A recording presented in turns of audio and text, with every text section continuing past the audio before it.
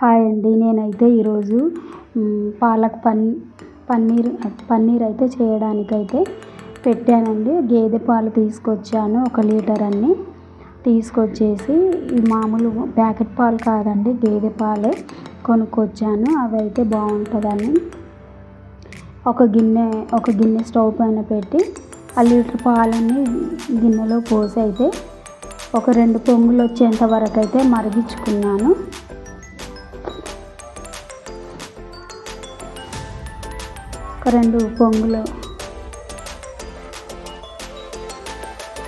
ఒక 2 పొంగులు వచ్చేంత వరకు అయితే మరిగించుకున్నాను.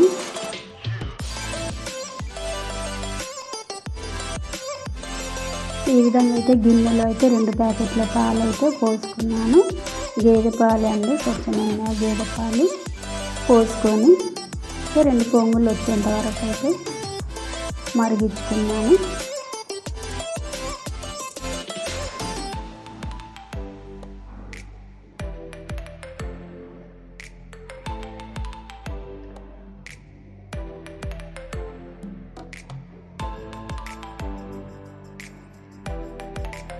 పాలు బాగా పొంగుతూ ఉంటాయి. అయితే పొంగకుండా కొన్ని వాటర్ అయితే వేసాను.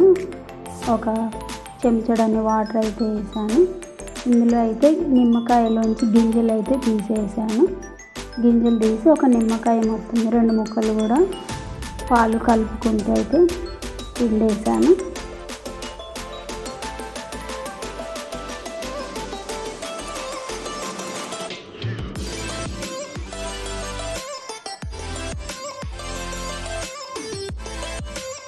పాలైతే కలుపుకుంటూ అయితే పిండేసాను.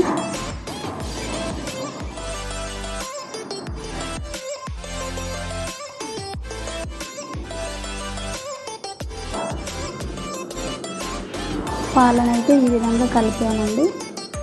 తర్వాత పాలను మంచిగా కలిపిన తర్వాత ఇంకో 2వ ముక్క కూడా పిండేసాను.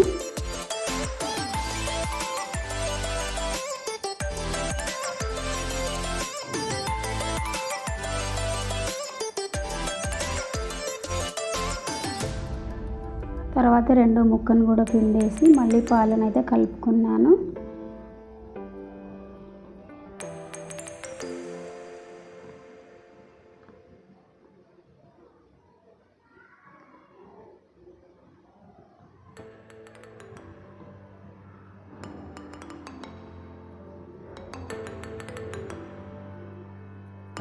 నిమ్మకాయ గింజలు తీసినప్పుడు కొద్దిగా నిమ్మరసం ఒక ప్లేట్లో ఉంటే అయితే అది కూడా వేసాను. మొత్తం ఒక నిమ్మకాయ మొత్తం వేసాను. వేసి పాలనైతే ఈ విధంగా కలుపుకుంటూ ఉన్నాను.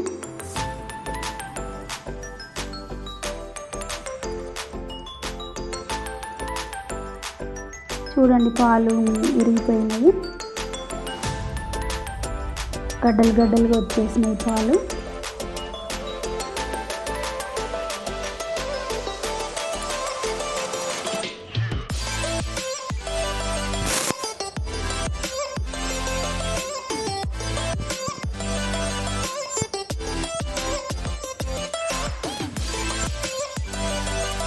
ఈ విధంగా అయితే మంచిగా నిమ్మరసము పాలన్నీ కలిపేంత వరకు అయితే కలుపుకున్నాను. చూడండి, పాలన్నీ గడ్డలు వచ్చేసినాయి.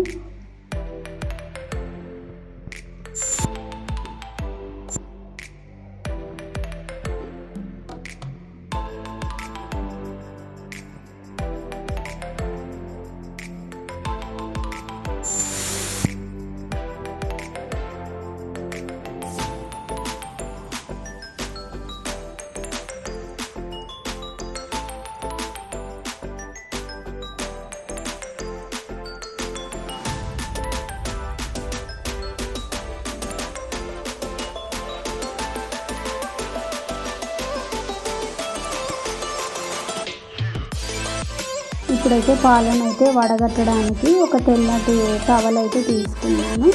మంచి శుభ్రంగా ఉతికి ఆరేసిన టవల్ తీసుకొని ఒక గిన్నె పైన అయితే వేసాను టవల్.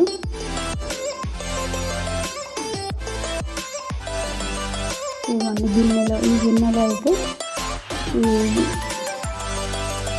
ఈ పాలను అయితే వేసాను.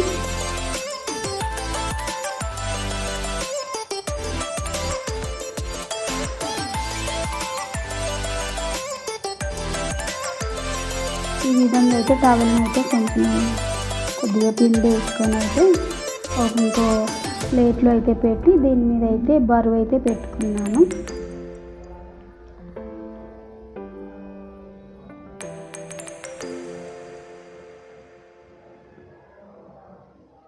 ఇలా ఒక ప్లేట్లో అయితే పెట్టేసి దీనిపైన అయితే ఒక బరువు ఒక రోలు ఒక చిన్న రోలు ఉంటే ఆ రోల్ని అయితే పెట్టాను. ఒక గంట సేపు పెట్టేసి తర్వాత మళ్ళీ ఇది తీసేసి అయితే ఒకరోజైతే ఫ్రిడ్జ్లో అయితే పెట్టుకున్నాక ఇలా అయితే తయారైందండి. గట్టిగా మంచిగా స్మూత్గా చాలా బాగా తయారైంది చూడండి.